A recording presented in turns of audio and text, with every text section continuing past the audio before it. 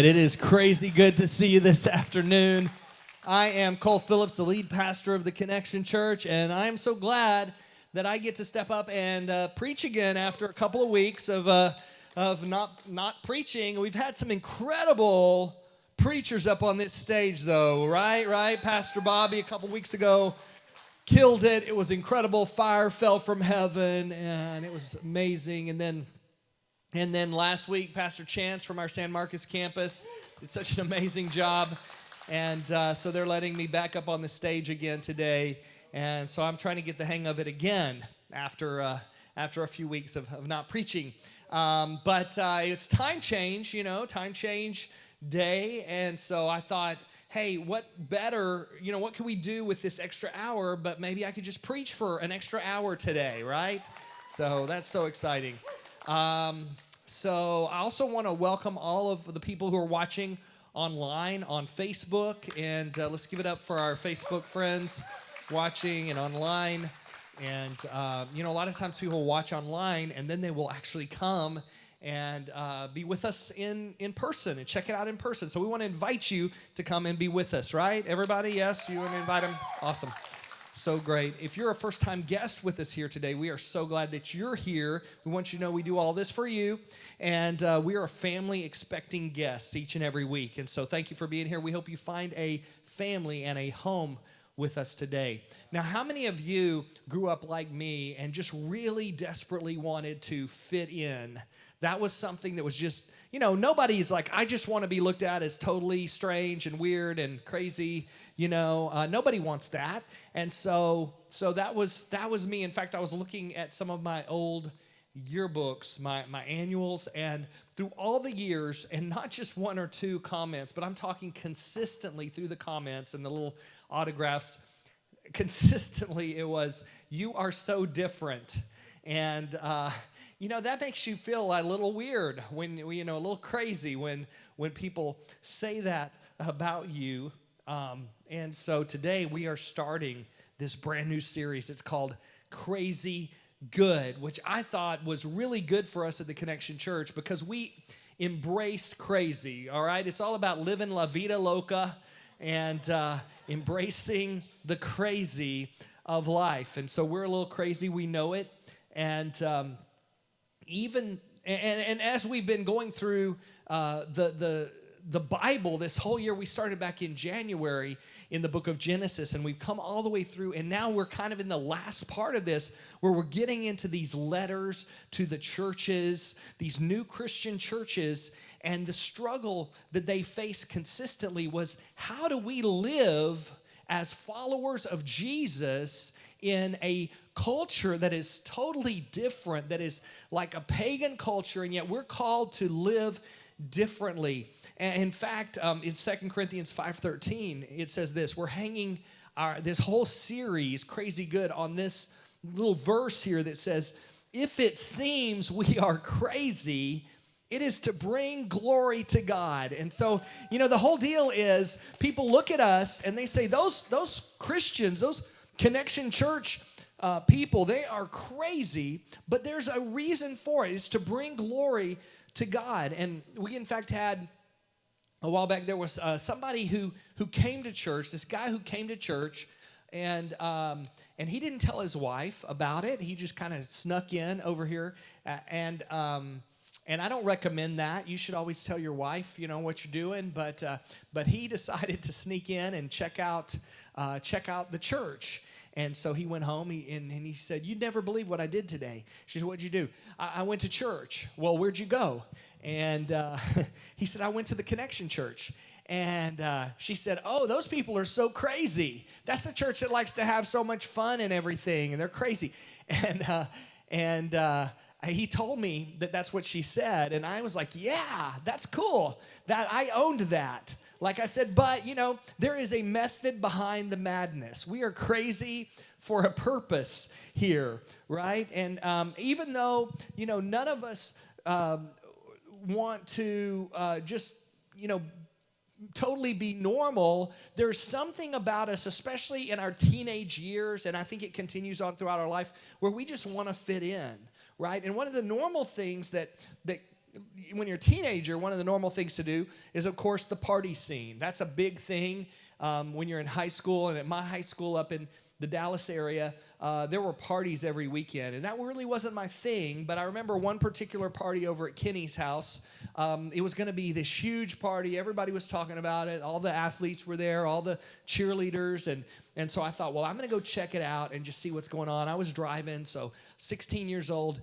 And I drove up. I remember when I got out of the car, all these kids just started coming up to me, and they're like, they were just hammered, you know, and they're like, we've had 18 beer. I've had 18 beer. I've had 24 beers. And I was like, go you. That's great. Way to go, you know. And of course, they were, you know, just everybody offering me a drink, because it makes people feel uncomfortable when they're doing something and you're not doing it, right? They're like, what's wrong with you? So, you know, finally I took a beer, and, you know, I think I had a few sips. And then as I'm walking around with it, you know, when people weren't looking, this is how crazy I was. When people weren't looking, I'd be like this. I'd turn it upside down like this and be pouring it out behind my back, you know, and then I finished the whole thing. Aren't you guys proud of me? Isn't this awesome? And then I left pretty soon after that. But I think as I think back, I could give you tons of examples of times when I did things as a teenager. And, you know, we continue to do these things. But I did these things as a teenager just because I didn't want to be looked at as being different. I wanted to fit in so badly. But, you know, people would call me weird and crazy. And I looked at people who were normal, and I looked at their normal life. They were doing normal things and getting normal results as a result. And I thought, this is not the life that God has for me. God has called me to something different. And when I started to look into the Bible, I started to look at the life of Jesus, I noticed that it looked a little crazy. It looked a little different. Like, there's a lot of crazy people in the Bible who did a lot of crazy things. And for me, I just came to a point in my life where I said, God, if you're real, and if what you say in your word is true, then I want to live my life for you. And I want to surrender my life. And as I did, you know, my life began to look a little crazy. But then over the course of time, it began to look very good. And so it was like a crazy good path that God set me on, where we had some gangs in my high school, and one of the gangs, they were the Stoners. Anybody have that Stoners group in your high school? But we called them, or they called themselves, the Freaks, right? And so what I did was I just became a sold out Jesus freak, where instead of rebelling toward the culture and toward the world, I rebelled toward God. And as I did that, my life began to be different. And I think today, you know, what I hope happens as a result of what we're looking at today and what we're talking about today is that God will take your life and pull you out of that normal kind of life and that normal kind of existence and pull you into something that looks a little crazy, but that looks really good, that can be crazy good. How many of you know somebody who is a little crazy? Okay, now don't look at the person next to you, okay? Don't do that. Don't elbow them, okay? But, you know, some people, they're kind of crazy in a bad kind of way, right? There's some people like that. They're crazy in a bad kind of way. But crazy doesn't have to be bad. Crazy can actually be pretty good, right? When did crazy stop being good?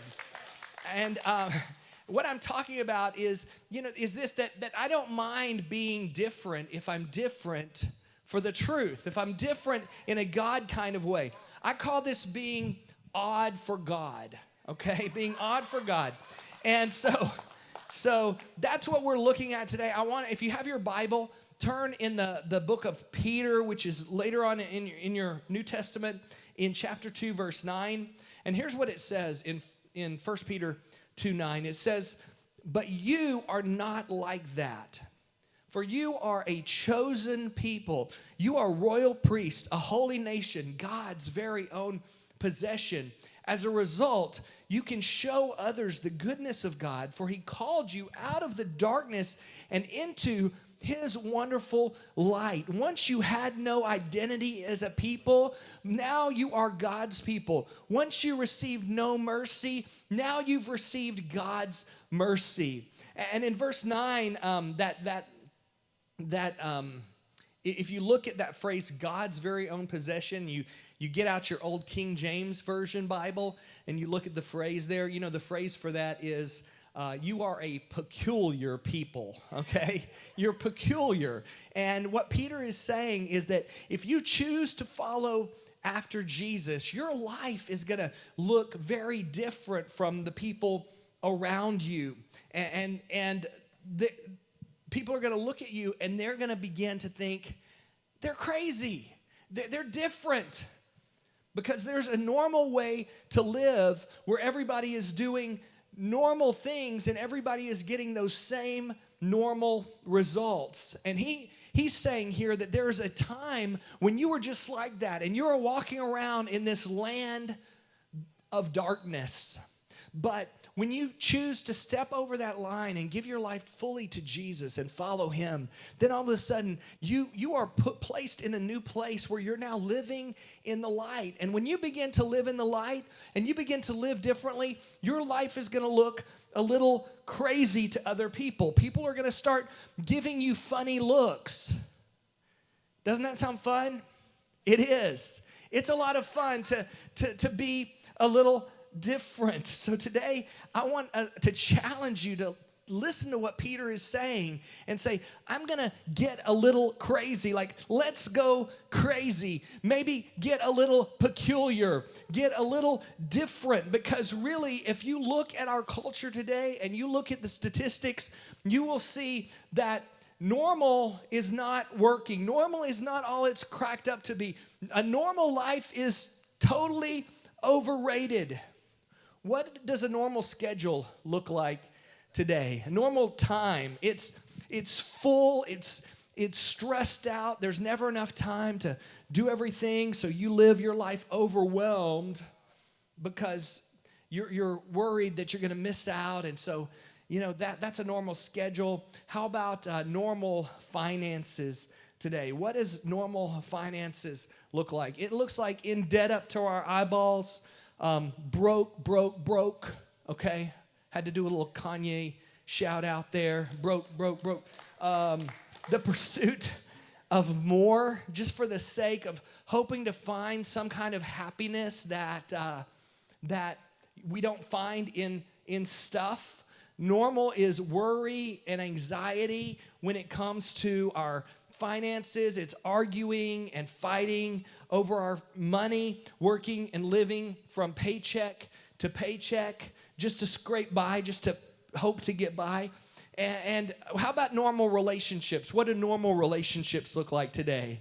They look like hopping from bed to bed to bed, and you have different partners until finally, you know, you may choose to get married. And then normal today is over half the people in our culture end up getting a divorce because that's normal today. That's just normal. But it turns out normal doesn't work. Normal doesn't work. And if you want just a normal life with normal kind of results, then just do what normal people do. But if you want something better, and if you believe that there's something different and better than just the normal life, then you've got to step out of the darkness into the light, where people will look at you and they'll begin to point fingers and laugh, and maybe they'll call you a little crazy. But if you want what few people have, and you want peace and joy and security and meaning and purpose in life that is making a difference, if you want what few people have, then you've got to begin to do what few people are willing to do today.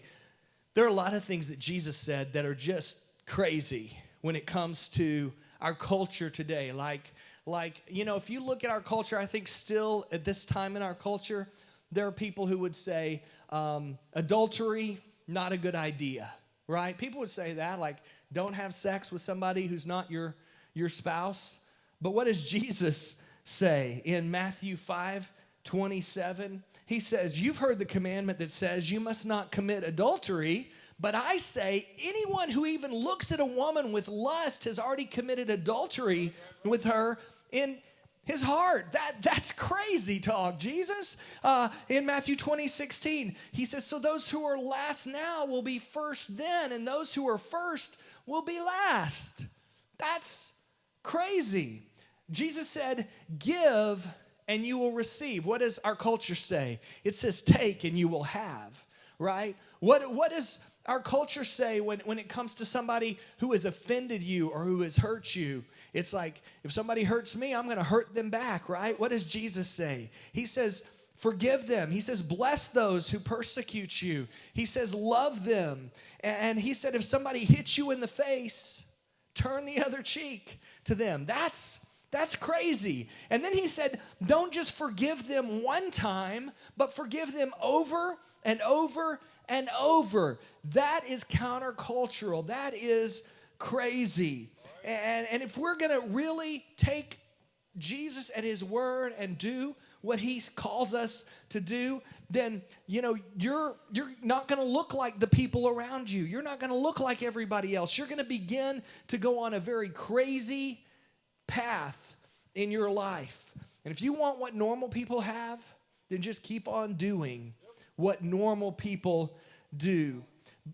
But if you want what a few people have, then begin to do what few people will do. And I'll tell you, when you begin to live that way, life is going to get a little bit crazy. And then it's going to get a little good. And then you're going to find that your life is crazy good. 32 years ago, when I started dating Pam, I was 4 years old. She was 3 years old. It was so cute. It was so cute. No, we weren't that young, but it was 32 years ago. And we said, we're not going to do our relationship like normal people do, because we believed God had something different for our lives and something better for our lives. And so we did something really crazy. We said, we're not going to have sex until we get married. Now that's crazy, right? That's crazy. And because of our crazy life and our commitment to him and putting him at the center of our marriage, here we are 28 years later. We've been married for 28 years. And we are not perfect by any means. If you get to hang, if you hang out, not get to hang out, but if you hang out with us very long, you will see, that we don't have a perfect marriage. But I am so thankful for my beautiful wife, Pam, because without her, I wouldn't be standing up here today, and the Connection Church would not exist, okay? So she's the secret weapon behind, the superpower behind the Connection Church. And then I look at my crazy kids, and they're just an affirmation of God's goodness, that he is as good as his word.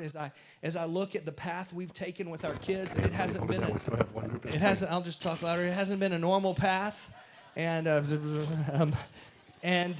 it's been it's been different, the way we've raised them, the way we've educated them, but it has been so crazy good. And as we kick off this series today, I want us to have just two big thoughts that I have for us today. And the first one is this: crazy people don't think like normal people think, okay? I'm talking about crazy Christians, right? And to have this crazy kind of life, it starts in the way we think. We're not thinking like everybody else around us. And we're not even just trying to do what other crazy people are doing. We're trying to seek after the heart of God, right? And so Ephesians 4:21 says, since you have heard about Jesus and have learned the truth that comes from him, throw off your old sinful nature and your former way of life, which is corrupted by lust and deception. Instead, let the Spirit renew your thoughts and attitudes. So it's not only our mind, that's kind of where it all starts, but it's also the attitudes of our heart that become completely different. And so you're not going to have a normal kind of cookie cutter Christianity kind of crazy in your life. You're going to begin seeking the heart of God and allowing Him to change your life from the inside out. And He wants to change each and every part of your life for the better when you begin to surrender it to Him. And so over the course of this next month, as we walk through this Crazy Good series, we're going to be talking about how God wants to take all these different parts of our life and make them crazy good and bring out the crazy good in our lives. I want to encourage you and challenge you. Make it a priority. Say, I want to be here. Commit right now and say, I'm going to be here each and every week of this series, okay? I want to find out how God wants to change my life from the inside out and really bring out the crazy good. And this is so huge because how we think leads to how we act, and how we act and what we do, it begins to change the trajectory of our life. It actually will change your future. Crazy people don't just ask this question. They don't just say, can I do this? They say, should I do this? Not, can I get away with this, but is this what God would want me to do? Is this the best thing? Is this just a good thing, or is this a God thing? You know, we live in a world full of choices and opportunities, and that's good. But let me tell you, with so many choices and so many options out there, as followers of Jesus, we got to know that we're going to have the courage to say no to a lot of good things so we can say yes to the best things, to what He's leading us to do, to the great things. Think about normal when it comes to money. What is normal when it comes to money today? It's broke. And how do broke people think? When you're broke, you're thinking day to day. You're thinking, how much money do I have? And what can I spend? What can I get with this money, right? The money's burning a hole in my pocket, and I want it, and so I just get it. So I was in line at Walmart the other day, and the woman that was there, you know, she said, the cashier, she said, well, I'm just supposed to ask you this. You don't want another credit card, do you? And I was like, that's like asking, you know, do I want another hole in my head? No, I don't need that. I don't need that. That's like, you know, I don't need an enslavement card to spend money that I don't have to buy things that I don't need to impress people that I don't like. Like, I don't need that. And so people, if they're not quite broke, if we're not quite broke, then we're thinking week to week, right? Friday, working for the weekend, Friday to Friday. If you're a little less than broke, then you might be thinking, you know, how much do I have enough money to make it through the month? I got more month left than I got money. Anybody feeling that? You know, we feel that way. But you know the difference in the way people, rich people think? They don't think month to month. They're thinking year to year when it comes to their finances. And if they've got even more money, they don't think year to year. They think decade to decade. And those with more, guess what? They don't think decade to decade. They're thinking generation to generation. They're thinking, how can I leave a legacy? How can I make a difference with what God has given me and the resources God has given me? And they've moved beyond greed to a lifestyle of generosity. And so if you want to live like a broke person, then you just have to have a broke mindset, right? But if you want to live like someone with more, then you begin to think of it in a different way. Think of your finances in a different way, the way God would call us to handle our finances. If you want something different in your relationships, then you can't just simply do what normal people do in your relationships. What is normal? Parents, normal is sending your 15-year-old daughter out with a 17-year-old boy who's got one thing on his mind. Normal is sleeping with a half dozen people, jumping from bed to bed, doing married things before you're married, and then over time, you're playing house without ever actually making a commitment to each other or having a wedding ceremony. And after you've pretended to be married for a while, then when there's trouble, which there will be trouble, then you pretend to divorce, and then you do this time after time. And so when you finally do get married, then you've already practiced, you've had divorce practice. And so, what are you going to do? You're going to divorce for real, right? That's what normal people do. And if you want what normal people have, then just do what normal people do. If you want what few people have, then you're going to have to do what few people do, and that's going to be a little crazy, okay?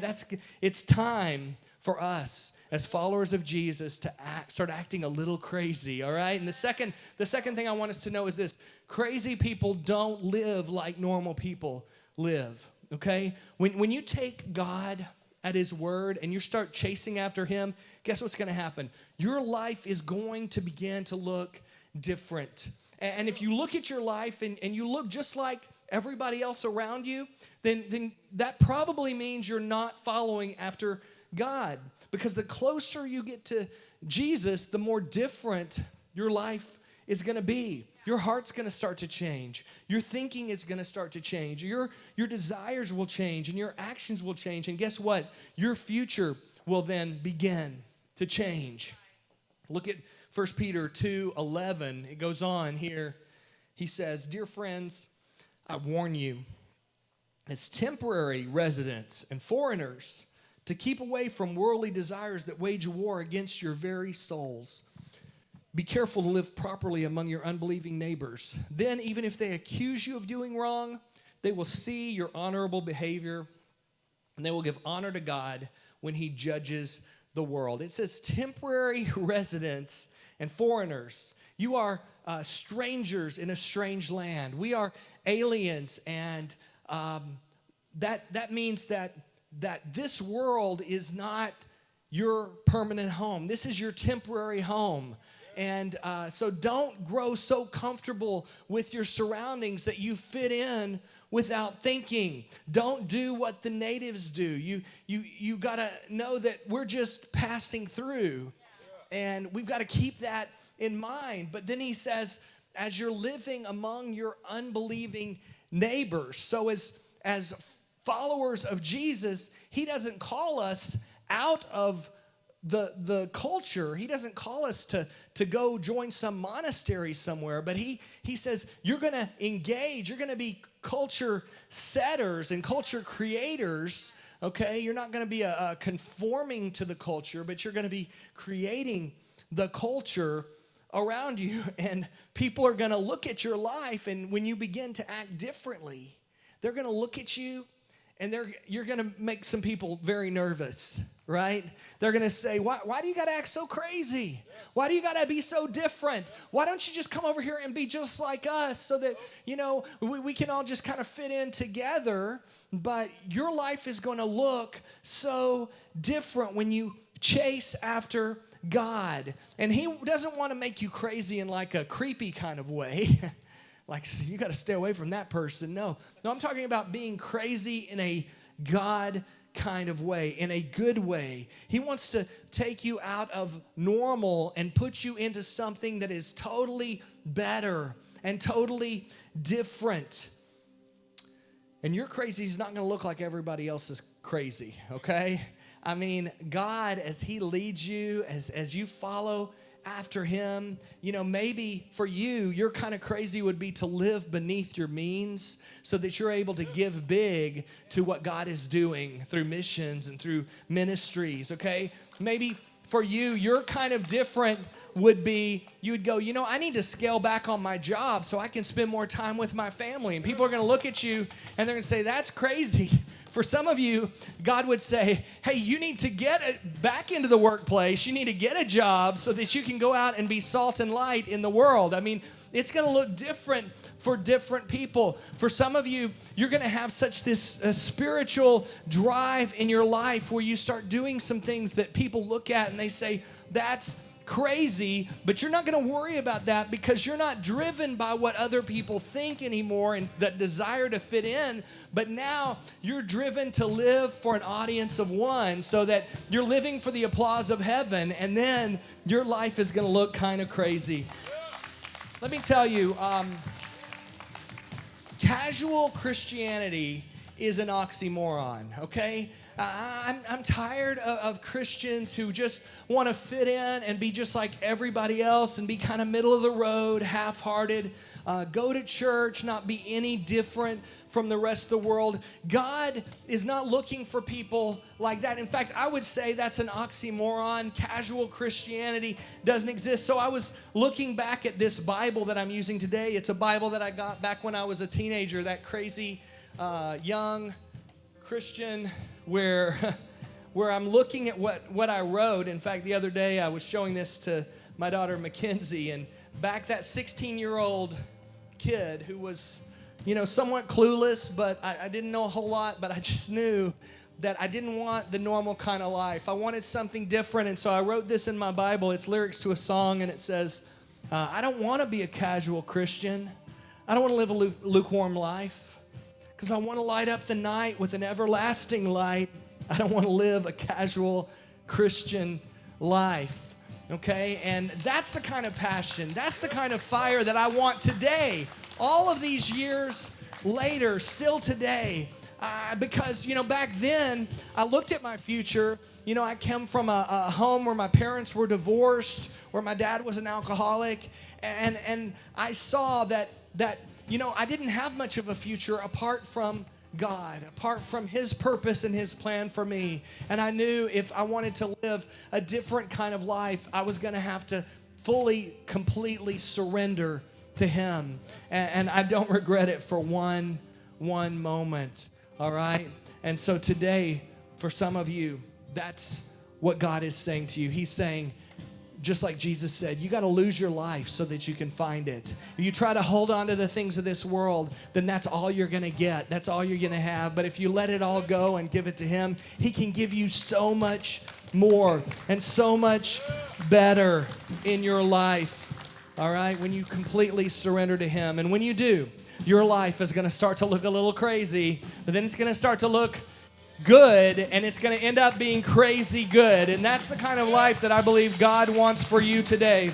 If you will step up and you will step over that line, let's stand together. I want us to pray together. If you want what normal people have, then do what normal people do. If you want what few people have, then you're going to have to today have the courage, have the boldness, have the conviction, and the commitment to say, I'm going to do what few people are willing to do, and that is to fully chase after the heart of God with everything that I've got today. Would you pray this prayer? For some of us today, as we pray, your prayer is this. You would say, God, I know that there was a moment in my life where I gave my life to you, but over time, the pull of culture and the pull of the world has just drawn me back and drawn me down, and now my life looks just like everybody else's. And God, I don't want what everybody else has. I want what only you can give me today. And so today, in a fresh and new way, I'm willing to step out of that darkness and into your light, that I could begin to live a life that when people look at my life,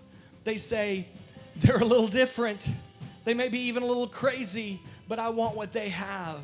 I want that kind of hope. I want that kind of purpose. I want that kind of impact.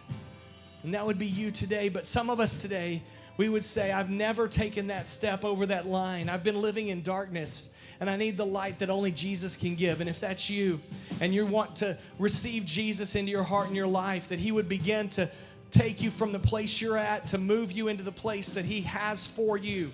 Would you lift your hand in the air right now if you're saying, today is my day. God brought me here because He wants to move in my life. He wants to change my life and make me new and make me part of His forever family. If that's you today, would you pray this prayer? Say, dear Lord Jesus, I need you in my heart and my life today. I'm sorry for my sin. I ask that you would change me from the inside out. Make me a new person. Bring me into your forever family.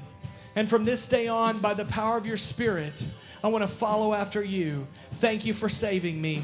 In Jesus' name, amen. All right, right now, we have our prayer leaders up at the front.